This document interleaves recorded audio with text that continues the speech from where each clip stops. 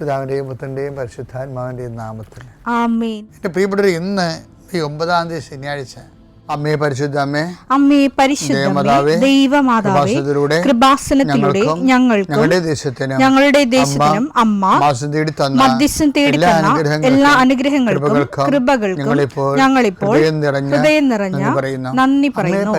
അമ്മേ പരിശുദ്ധമേ, ദൈവമാതാവേ, 2004 ഡിസംബർ 7-ാം തീയതി ഉച്ചകഴിഞ്ഞ് 2:30 കൃപാസനത്തിൽ സംഭവിച്ച അമ്മയുടെ പ്രത്യക്ഷപ്പെടലിനെ കുറിച്ച് തിരുസഭയ്ക്ക് സമർപ്പിച്ചിരിക്കുന്ന പഠനരേഖകളുടെ സഭാത്മകമായ പഠനം ആരംഭിക്കുവാൻ ഞങ്ങൾ പ്രാർത്ഥിക്കുന്നു. അമ്മേ പരിശുദ്ധമേ, ഭൂസ്വർലോകങ്ങളുടെ രാജ്ഞിയായ അങ്ങേയ്ക്ക് ഭൗമസംരക്ഷണത്തിനായി പ്രപഞ്ചപ്രകൃതിയെ തന്നെ തിരുസഭ പ്രതിഷ്ഠിക്കുവാൻ ഈ പ്രത്യക്ഷീകരണം വഴി ഇടയാക്കണമേ. പരിശുദ്ധമേ, ജപമാല മാതാവേ, സകല കൃപാസനം പ്രാർത്ഥനയോടും ചേർത്ത് ഞങ്ങളിപ്പോൾ പ്രാർത്ഥിക്കുന്ന ഈ കുടുംബത്തിന്റെ പ്രത്യേക നിയോഗം പറ മക്കളെ.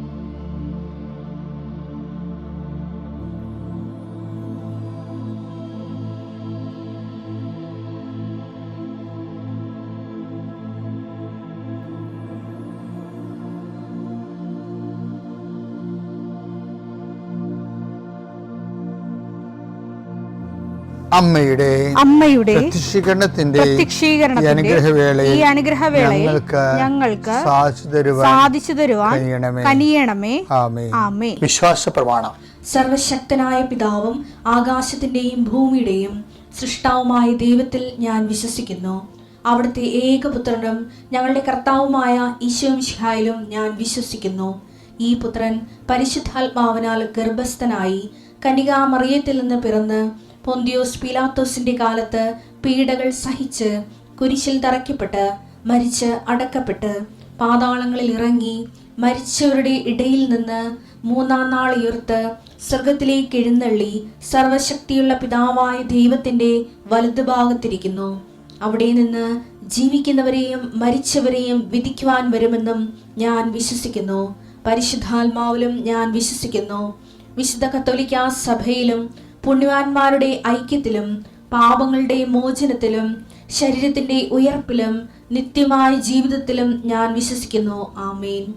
സുഖസ്ഥനായ ഞങ്ങളുടെ പിതാവേ, അങ്ങയുടെ നാമം പൂജിതമാകണമേ. അങ്ങയുടെ രാജ്യം വരണമേ.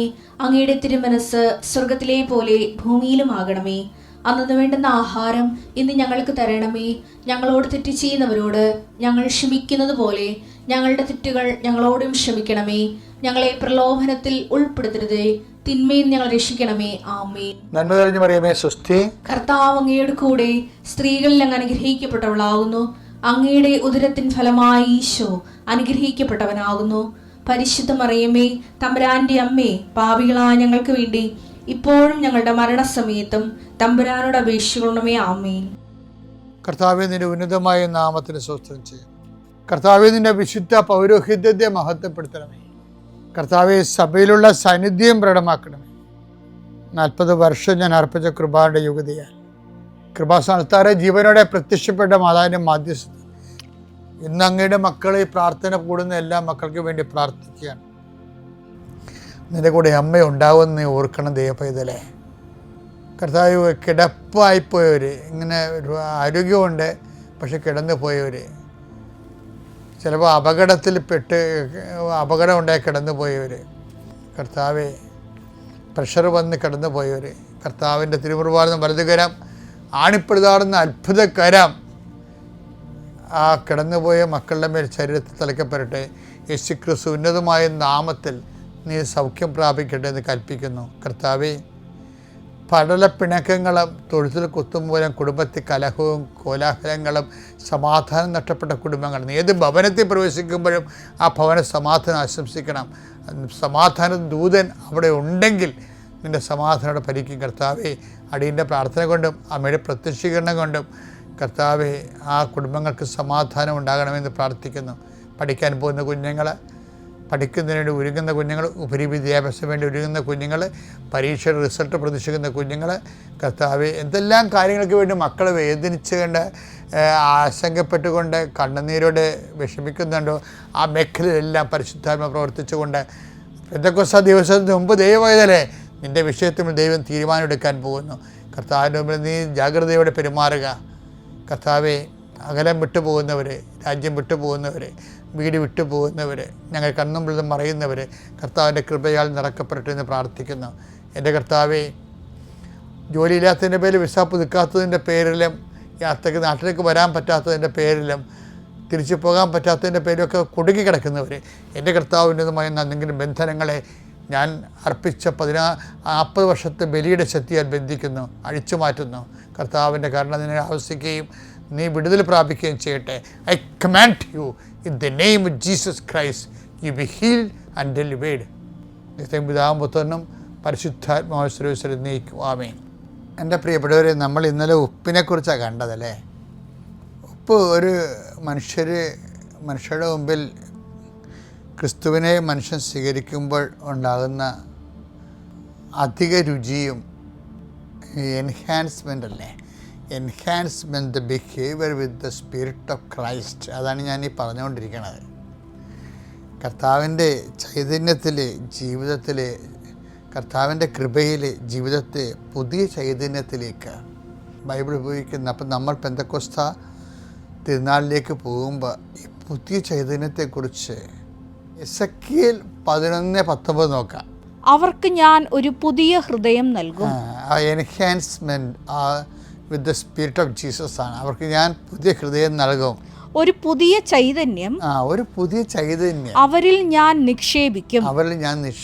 അവരുടെ ശരീരത്തിൽ നിന്ന് ശിലാഹൃദയം എടുത്തു മാറ്റി ഒരു മാംസള ഹൃദയം ഞാൻ കൊടുക്കും. അങ്ങനെ അവർ എൻ്റെ കൽപ്പനകൾ അനുസരിച്ച് ജീവിക്കുകയും, ഉടമ്പടിയാണത്, അവരെന്റെ കൽപ്പന അനുസരിച്ച് ജീവിക്കുകയും എൻ്റെ നിയമങ്ങൾ ശ്രദ്ധയോടെ പാലിക്കുകയും ചെയ്യും. അവർ എൻ്റെ ജനവും ഞാൻ അവരുടെ ദൈവവും ആയിരിക്കും. ഇതാണ് ഉടമ്പടിയുടെ ലക്ഷ്യം എന്ന് പറയുന്നത്. നമ്മൾ ദൈവത്തിൻ്റെ ജനമായി മാറും. പക്ഷേ ഇതെന്താ വെച്ചാൽ ഒരു ഡേ ടു ഡേ പ്രോസസ്സാണിത്. അനുദിന ജീവിതത്തിൽ ഇതിങ്ങനെ എല്ലാ ദിവസവും നമ്മുടെ ബിഹേവിയർ എൻഹാൻസ് ചെയ്യണം. നമ്മൾ രാവിലെയൊക്കെ ഇരുന്ന് ഞങ്ങൾക്കൊക്കെ സമയം കിട്ടും പ്രാർത്ഥിക്കാൻ. നിങ്ങൾക്ക് കിട്ടുന്നുണ്ടെന്ന് അറിയത്തില്ല, അതൊക്കെ ലോകം ഉറക്കക്കാരല്ലേ. ഞാൻ 4 മണിക്ക് എഴുന്നിട്ട് കർത്താവിൻ്റെ അടുത്ത് 1.5 മണിക്കൂർ ഇരിക്കും. അപ്പോൾ നിങ്ങൾക്ക് അത്രയും പറ്റുമെന്ന് എനിക്കറിയത്തില്ല. എന്നാലും കുറച്ച് സമയത്തേക്കെങ്കിലും നമ്മൾ ഈ പ്രാർത്ഥിക്കണമല്ല, നമ്മളൊന്ന് ധ്യാനിക്കണം. നല്ലതാണ്. എന്ത് ധ്യാനിക്കണതാ? അതായത് കർത്താവിൽ നമ്മൾ വളരുന്നുണ്ടോ എന്ന് നമ്മൾ ധ്യാനിക്കണം. കർത്താവിൻ്റെ കൽപ്പന നമ്മളിൽ നിലനിൽക്കുന്നുണ്ടോ? കർത്താവിനൊരു ഭയങ്കര നിർബന്ധമാണ് നിലനിൽപ്പിനെക്കുറിച്ച് എപ്പോഴും കർത്താവ് ഇങ്ങനെ ഭയങ്കര ആശങ്കപ്പെടുന്ന പോലെ തോന്നുന്നു. എൻ്റെ വചനം നിങ്ങൾ നിലനിൽക്കണം, നിങ്ങൾ എൻ്റെ സ്നേഹത്തിൽ നിലനിൽക്കുവേൻ. യോഹന്നാൻ 15:9. പിതാവ് എന്നെ സ്നേഹിച്ചതുപോലെ ഞാനും നിങ്ങളെ സ്നേഹിച്ചു. നിങ്ങൾ എൻ്റെ സ്നേഹത്തിൽ നിലനിൽക്കുവിൻ. ഞാൻ എൻ്റെ പിതാവിൻ്റെ കൽപ്പനകൾ പാലിച്ച് അവിടുത്തെ സ്നേഹത്തിൽ നിലനിൽക്കുന്നത് പോലെ നിങ്ങൾ എൻ്റെ കൽപ്പനകൾ പാലിച്ചാൽ എൻ്റെ സ്നേഹത്തിൽ നിലനിൽക്കും. ഇനി എൻ്റെ വചനം നിങ്ങൾ നിലനിൽക്കുകയും, അങ്ങനെയുണ്ട്.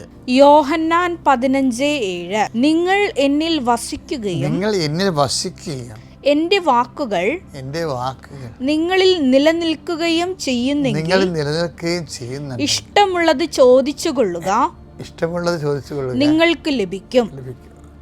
അതായത് ഈ കർത്താവിൻ്റെ ഒരു മൈൻഡ് സെറ്റ് ഭയങ്കര രസമാണ്. അതായത് നമ്മൾ ഈ കർത്താവിനോട് സ്വാതന്ത്ര്യം കാണിച്ച് ഇഷ്ടമുള്ള ചോദിക്കാനാണ് പറയണത്. അതിൻ്റെ ഉള്ളിൽ ഈശോ ഉദ്ദേശിക്കുന്ന സംഭവമേ, കർത്താവിൻ്റെ വചനം നമ്മളിൽ നിലനിൽക്കണം, നിങ്ങൾ എൻ്റെ സ്നേഹത്തിൽ നിലനിൽക്കണം. ഇപ്പോൾ ഈശോയുടെ ഒരു പ്രശ്നം എന്ന് പറയുന്നത്, ഇപ്പം നമ്മൾ ഇപ്പോൾ ഉടമ്പടിയൊക്കെ എടുത്തിട്ട് ചില ആൾക്കാർ അവിടെ മകന് ജോലി കിട്ടി കഴിയുമ്പോൾ അവർ കട്ടയും പടവും മടക്കും. അപ്പോൾ ഈശോയ്ക്ക് എന്നെ സങ്കടമാണെന്ന് അറിയാമോ എന്നും പറഞ്ഞ് നിങ്ങൾ വിചാരിക്കരുത് അച്ഛൻ നിങ്ങളെ കൃപാസനത്തിൽ ജീവിതകാലം മുഴുവൻ കെട്ടിയിടാൻ വേണ്ടിയാണെന്ന്. അതില്ല, നിങ്ങൾ കൃപാസനത്തിൽ വരും ആലപ്പുറത്തിനെ വരണമെന്ന് നിർബന്ധം ഞാൻ പറയത്തില്ല. പക്ഷെ നിങ്ങൾ ഉടമ്പടി ജീവിക്കണം. ഉടമ്പടി ജീവിക്കുക എന്ന് വെച്ചാൽ ദൈവത്തിൻ്റെ കൂടെ ജീവിക്കുക എന്നുള്ളതാണ്. ഇതിനൊക്കെ വലിയൊരു ആത്മീയ പദ്ധതി ഇന്ന് വരെ സഭയിലില്ല. കാര്യം ബൈബിൾ മൊത്തം ഉടമ്പടി പുസ്തകം എന്നല്ലേ ബൈബിളിനെ വിളിക്കണത്. അപ്പോൾ എപ്പോഴും നമ്മൾ ശ്രദ്ധിക്കേണ്ടതെന്ന് വെച്ചാൽ ബിഹേവിയർ ചേഞ്ച്. ഇപ്പോൾ കർത്താവിൻ്റെ വചനത്തിൽ നമ്മൾ നിലനിൽക്കുമ്പോൾ നമ്മളിൽ ബിഹേവിയർ ചേഞ്ച് ഉണ്ടാകണം. കർത്താവിൻ്റെ സ്നേഹത്തിൽ നിലനിൽക്കുമ്പോൾ നമ്മളിൽ പെരുമാറ്റത്തിൻ്റെ അകത്ത് ഗുണനിലവാരമായ ഒരു മാറ്റം ഉണ്ടാകണം. ശരിയൊക്കെ പറയുവേ, എനിക്ക് പണ്ട് ഈ ധർമ്മക്കാരെ കാണുമ്പോൾ അറപ്പായിരുന്നു. ഞാനിങ്ങനെ ആൾക്കാരുടെ ഉടുപ്പൊന്നും എടുക്കത്തില്ല. ഇപ്പം ചില കുട്ടികളാകുമ്പോൾ കണ്ടിട്ടില്ലേ, ഇപ്പം ഞങ്ങളൊക്കെ കുഞ്ഞുനാളൊക്കെ പഠിക്കുന്ന സമയത്ത് ചില പിള്ളേർ വീട്ടിൽ നിന്ന് അവർ പറഞ്ഞു വിട്ടിട്ടുണ്ടായിരിക്കും, വേറെ ആരും മുട്ടത്തില്ല. അവരിങ്ങനെ മാറ്റി തള്ളി മാറ്റിയിട്ട് അവർ മാറി നിന്നിട്ട് നടുക്ക് സ്ഥലം ഇടിയിക്കും. ചില അമ്മമാർ മക്കളോട് പറയും, നിങ്ങൾ മറ്റു പിള്ളേരുടെ ഒന്നും പോകരുത്, അവർ ചീത്തയാണ്, അവർ സംസാരിക്കരുത് എന്നൊക്കെ പറഞ്ഞ് വളർത്തും. അതുപോലെ തന്നെ ആയിരിക്കും അത്. എന്ന് വെച്ച് കഴിഞ്ഞാൽ അവർ വളർന്നു കഴിഞ്ഞാൽ ആ നാട്ടുകാരുമായിട്ട് ഒരു ബന്ധം ഉണ്ടാകത്തില്ല. ഈ രാജ്യം വിട്ടു പോകുന്ന ആൾക്കാരില്ലേ, അതിൻ്റെ അകത്തൊരു 2% നാട്ടുകാരുമായിട്ട് പണ്ടേ ബന്ധമില്ല അവർക്ക്. കാര്യം എന്ന് വെച്ചാൽ അവരെ വളർത്തിയിരിക്കുന്ന രീതി ബ്രോട്ടപ്പ് അങ്ങനെയാണ്. മറ്റുള്ളവർ അഴുക്കാണ്, കൊള്ളാത്തവരാണ്, സംസാരിക്കാൻ കൊള്ളാത്തവരാണ്, അവിടെ ചീത്ത സ്വഭാവക്കാരാണ്. ഇവരുടെ പ്രിജുഡ്യൂസുകൾ, മുൻവിധികൾ കുട്ടികളെ പറഞ്ഞിട്ട് അവരിങ്ങനെ ഈ അന്തർമുഖരാകും മറ്റുള്ളവരോട് മുമ്പിൽ. അതിങ്ങനെ വളർന്നു കഴിഞ്ഞാലും ആ ഒരു മാനസിക രോഗം നമുക്കുണ്ടാകും. എപ്പോഴും നമ്മൾ ശ്രദ്ധിക്കണം. ആൾക്കാർ നിങ്ങളെ മിണ്ടിലെ കുഴപ്പമില്ല, ചില ആൾക്കാരെ കൊള്ളത്തില്ലെന്ന് പറഞ്ഞ് പഠിപ്പിക്കരുത് ഒരിക്കലും. ഉടമ്പടിയിൽ ചില ആൾക്കാർ പരാജയപ്പെടുന്നത് എന്തുകൊണ്ടാണ്? മറ്റുള്ളവർ കൊള്ളത്തില്ല, അവരോട് സംസാരിക്കാൻ കൊള്ളത്തില്ല, അവർ മോശമാണ് ആൾക്കാരെന്ന് കുഞ്ഞുനാളിലെ മുതൽ പറപ്പിച്ച കാരണം ഇവർക്കൊരു പത്രം വരെ കൊടുക്കാൻ പാടാണ്. അവരെ സഹായിക്കാൻ ഇവർക്ക് പറ്റത്തില്ല. കാര്യം എന്താണ്? ഇവരെ പുറകിൽ നിന്ന് അവരെ പിടിച്ച് വലിക്കും. ആരെയാണ്? ഈ ചത്തുപോയ അമ്മയുടെ ആത്മാവാണ് പിടിച്ചു വലിക്കണത്. കാര്യം അമ്മ ഇങ്ങനെ പറഞ്ഞു കൊടുത്തിരിക്കുകയാണ്, മറ്റുള്ളവർ കൊള്ളത്തില്ല എന്ന്, അയൽവാസി കൊള്ളത്തില്ല, തെക്കോട്ട് ഇപ്പോൾ ചില മരുമക്കൾ കെട്ടി വീട്ടിൽ വരുമ്പോൾ എന്തുകൊണ്ട് മരുമക്കളോട് ഭയങ്കര വഴക്കുണ്ടാകണം? എന്തുകൊണ്ടാണ്? ഈ തള്ളു നടന്ന് എല്ലാവരെയും വെറുപ്പിച്ച് കാണും. അവർക്കങ്ങനെ വെറുക്കാൻ പറ്റിയ ആൾക്കാരൊന്നുമല്ല. ഇപ്പോൾ ഞാനൊരു ഇടവക വികാരിയായിട്ട് ചെല്ലുമ്പോൾ കുറേ അണ്ണന്മാരിങ്ങനെ 2 ദിവസം നമ്മുടെ മേട കയറി ഇറങ്ങും. എന്താ പറയുന്നത്? അച്ഛാ ഞങ്ങളൊക്കെ ഇടയ്ക്കൊക്കെ ഒന്ന് സഹായിക്കാവേ, അച്ഛൻ എന്തുകൊണ്ട് ഞങ്ങളോട് പറയണം കേട്ടോ, അപ്പോൾ നമ്മൾക്ക് നല്ല തകപ്പെട്ട മനുഷ്യരാണല്ലോ എന്ന്. പിന്നെ ചില ആൾക്കാരൊക്കെ സൂക്ഷിക്കണം കേട്ടോ, അബദ്ധത്തിന് വേണ്ടി ഒരു കാര്യമില്ല. എന്നിട്ട് ഇവർക്ക് വെറുപ്പുള്ളവരുടെയൊക്കെ നമ്മളോട് ഇങ്ങനെ പറഞ്ഞു തരും. നിർഭാഗ്യവശാൽ ചില അച്ഛന്മാരെങ്കിലും ഇവന്മാരുടെ മധുരക്കെണിയിൽ വീണു പോകും. ഇതൊരു ഹണി ട്രാപ്പാണേ. അച്ഛന്മാർ സ്ഥലം മാറി ചെല്ലുമ്പോൾ ആദ്യത്തെ ഈ ഹണി ട്രാപ്പുകാർ ആദ്യത്തെ 5 ദിവസങ്ങളിൽ ഇവർ വന്നുകൊണ്ടിരിക്കും. കാര്യത്തിൽ ഇവർ കോമ്പറ്റീഷനിൽ പരാജയപ്പെട്ടരും ഇവർ പുറന്തള്ളപ്പെടാതിരിക്കാൻ വേണ്ടി ഇവരൊരു സിറ്റുവേഷൻ ഉണ്ടാക്കുക. ഇത് തന്നെയാണ് കെട്ടിച്ചെല്ലുന്ന മരുമക്കൊക്കെ ഉണ്ടാകണത്. അമ്മ പറയും അവിടെ പോകരുത്, ഇവിടെ പോകരുത്, അവൾ കൊള്ളത്തില്ല, അവൾ അഴുക്കാണ്, അവൾ വേറെ അടുത്തിൻ്റെ കൂടെ ജീവിക്കണത്. ആരും അറിഞ്ഞ് കാണത്തില്ലേ. പക്ഷേ ചില മരുമക്കൾ സ്മാർട്ടാണ്. അവർ പറയും അത് നിങ്ങളോട് അങ്ങനെയൊക്കെ പെരുമാറാമായിരിക്കും, എനിക്ക് അങ്ങനെയൊന്നും പറ്റത്തില്ല, മനുഷ്യരോട് സംസാരിക്കാതിരിക്കാനൊന്നും പറ്റത്തില്ല. അപ്പം നിങ്ങൾ ആൾക്കാർ ഇടപെട്ട് കഴിയുമ്പോൾ നിങ്ങൾക്ക് മനസ്സിലാവും എന്തൊരു തങ്കപ്പെട്ട മനുഷ്യരാണെന്ന്. മനുഷ്യൻ ബേസിക്കായിട്ട് നല്ല ആൾക്കാരാണേ. നമ്മൾ പെരുമാറുന്ന പോലെ ഇരിക്കും അവർക്ക് നമുക്ക് റെസ്പോൺസ് കിട്ടുന്നത്. ഞാനിപ്പോൾ ഈ രോഗമൊക്കെ വന്നതിന് ശേഷം ഞാനിപ്പോൾ എനിക്ക് ടൈറ്റായി വെച്ചാൽ കിഡ്നിയുടെ രോഗമൊക്കെ വന്നതിന് ശേഷം ഞാൻ ഇത്തിരി ടൈറ്റായി. ഇപ്പോഴാണ് ഞാൻ കുറച്ച് ഡിസിപ്ലിൻ എടുക്കുന്നത്. പണ്ട് ഞാൻ രാവിലെ മുതൽ രാത്രി 9 മണി വരെ ആൾക്കാർ നിന്ന് കാണുമായിരുന്നു. അതിൻ്റെ ഒരു കൃപയാണ് എനിക്കിപ്പോഴും കർത്താവ് തന്നിരിക്കണത്. ഇപ്പം നമുക്ക് സെലക്റ്റീവ് ആയിപ്പോയില്ലേ. സെലക്റ്റീവ് എന്നല്ല, ഇപ്പം എന്താ നമ്മൾ ചെയ്യണത്, ഏറ്റവും ഇന്നാണ് ഉടമ്പെടുക്കണമെങ്കിൽ ഇന്നച്ഛൻ കാണും ആൾക്കാരാണ്. പക്ഷേ മോസ്റ്റ് സീരിയസ് വിഷയമായിരിക്കണം, രേഖ ഉണ്ടായിരിക്കണം. അത് ന്യായമായ ഒരു കാര്യമാണ്. അപ്പം ആരും കാണാതിരിക്കത്തില്ല ഒരിക്കലും. ഞാൻ പറഞ്ഞു ഇങ്ങനെ ആരെക്കൊണ്ടും മുൻവിധി എടുത്ത് റിസർവ്ഡ് ആകരുത്. മുൻവിധിയോടുകൂടി ജനമെല്ലാം ബേസിക്കായിട്ട് നല്ലവരാണ്. എല്ലാവരും നമ്മൾ പെരുമാറുന്ന പോലെ ഇരിക്കും. അപ്പം അതുകൊണ്ട് നിങ്ങളിൽ ഉപ്പുണ്ടായിരിക്കട്ടെ എന്ന് ഈശോ പറഞ്ഞില്ലേ. ഉടമ്പടി എന്ന് പറഞ്ഞാൽ എൻഹാൻസ്മെൻറ്റ് ബിഹേവിയറാണ്. എല്ലാവരുമായിട്ട് പുതിയ റിലേഷൻസ് ഉണ്ടാവുക, പുതിയ ആൾക്കാരുമായിട്ട് നന്മ. തിന്മ വരുമ്പോൾ നമുക്കറിയാൻ പറ്റില്ല, അപ്പോൾ നമ്മൾ അറിയാൻ മതിയല്ലോ ഇല്ലേ. ഒരു ഓലമടൽ മുകളിൽ നിന്ന് വരണ മുമ്പ് ഒരു സ്വരം കേൾക്കുമല്ല, അപ്പോൾ നമ്മൾ മാറും, അത്രയേ ഉള്ളൂ. അതുപോലെ തിന്മ ആരെങ്കിലും വരുമ്പോൾ നമുക്കറിയാൻ പറ്റുമല്ലോ. അല്ലാതെ തോലമടൽ വരണേന്ന് പറഞ്ഞുകൊണ്ട് എപ്പോഴും തലയിൽ ഇങ്ങനെ കൈയും പൊത്തി നടക്കേണ്ട കാര്യമില്ലല്ല. അപ്പോൾ ആവശ്യമില്ലാതെ പേടിക്കാതിരിക്കുക. ക്രിസ്തു നമ്മുടെ കൂടെയുണ്ട്. Praise the Lord.